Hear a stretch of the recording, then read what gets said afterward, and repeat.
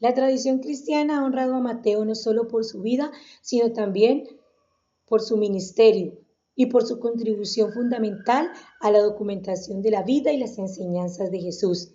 En las primeras comunidades cristianas, el Evangelio de Mateo subraya que el mensaje de Jesús es inclusivo y está destinado a todos, especialmente a aquellos marginados por la sociedad.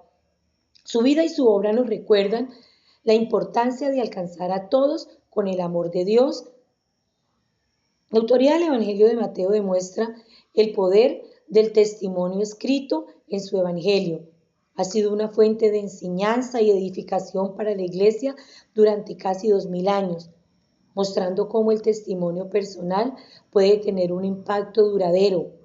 La vida y el legado de Mateo, uno de los 12 apóstoles de Jesús y autor del primer Evangelio del Nuevo Testamento, nos ofrece profundas lecciones sobre la redención, el servicio y la misión cristiana.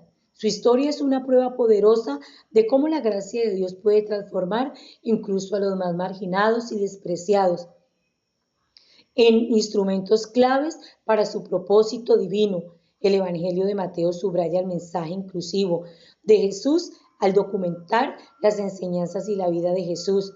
Mateo destaca cómo Jesús buscó a los marginados, a los pecadores.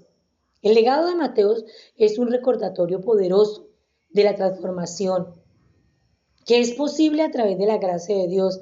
Nos desafía a responder el llamado de Jesús con fe y obediencia, a vivir de acuerdo a los valores del reino de Dios, a compartir el mensaje del amor y de redención con el mundo. La historia de Mateo nos invita a ver más allá de las apariencias y a reconocer el potencial divino en cada persona, recordándonos que en el reino de Dios todos somos bienvenidos.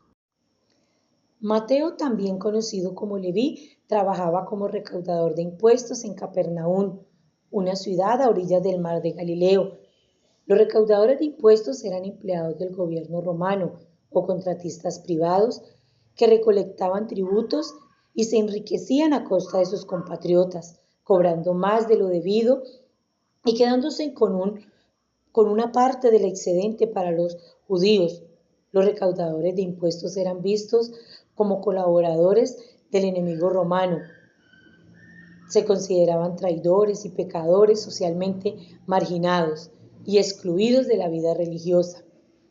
Mateo, que estaba sentado al banco de los tributos públicos, Jesús le dijo: sígueme, y se levantó y le siguió. Esta invitación, aunque simple, estaba cargada de poder y significado. Jesús no le ofreció largas explicaciones ni requerimientos. Su llamado era directo y claro. Las palabras sígueme implicaban un cambio radical en la vida de Mateo, una oportunidad para dejar atrás su antigua vida y comenzar una nueva jornada como discípulo de Jesús. Para Mateo estas palabras resonaron profundamente y a pesar de su riqueza y de su posición, Mateo había sentido el vacío de la exclusión social y la condena moral. La invitación de Jesús después de su llamado fue única. Mateo se convirtió en un discípulo activo y comprometido en el ministerio de Jesús junto con los otros apóstoles. Mateo acompañaba a Jesús en sus viajes por Galilea, Judea y otras regiones, predicando el evangelio del reino de Dios. Mateo tuvo el privilegio de ser testigo de muchos de los milagros de Jesús, desde la curación de los enfermos hasta la resurrección de muertos. Mateo escribió su evangelio principalmente para una audiencia judía, con el objetivo de demostrar que Jesús era el Mesías. Él lo vio como rey.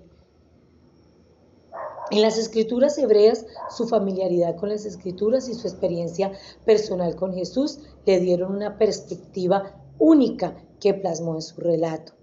El evangelio de Mateo se distingue por varias características únicas. En primer lugar, Mateo enfatiza el cumplimiento de las profecías del Antiguo Testamento a lo largo de su evangelio. Mateo cita numerosas profecías para mostrar cómo Jesús cumple las promesas hechas a Israel en el Antiguo Testamento. Era crucial para su audiencia, pues su audiencia era judía y ellos esperaban al Mesías prometido. Además, el Evangelio de Mateo contiene 5 grandes discursos de Jesús, estructurados de manera similar. Estos discursos incluyen el Sermón del Monte, que está en Mateo 5:7, las instrucciones a los discípulos en Mateo 10, las parábolas del reino en Mateo 13, el discurso sobre la comunidad cristiana en Mateo 18 y el discurso sobre el fin de los tiempos en Mateo 24. La narrativa culmina con la Gran Comisión, donde Jesús instruye a sus discípulos a ir a ser discípulos a todas las naciones.